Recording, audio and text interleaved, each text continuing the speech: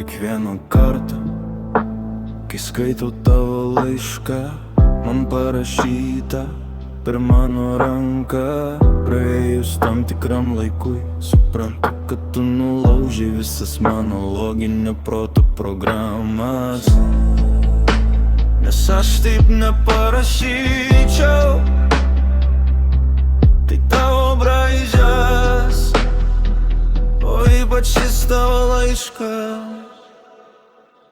Mažylė, štai ir atėjo laikas mums skirtis. Gana atimti tave iš gyvenimo. Tavo vėžis pasiektas paskutinis mudviejų apogėjus. Taip neturi būti, taip negalima ir taip.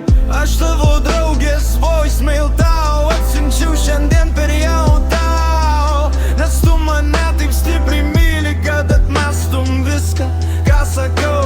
Sakytum, kad negirdi, o juk tai tiesiog te būtų tai.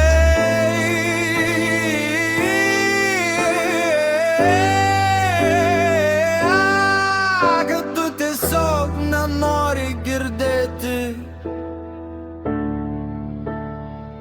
Šiame paskutiniame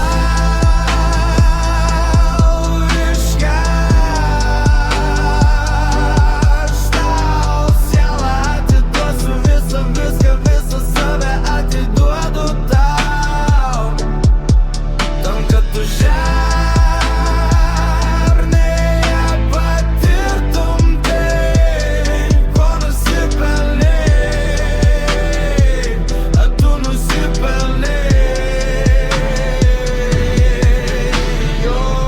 Todėl manęs kentėjai, šaltį po kaldrą ilgą naktį, bet tu kentėjai ir tylėjai, tiesiog tylėjai, tyliai mirei savy, niekada nesiskundei.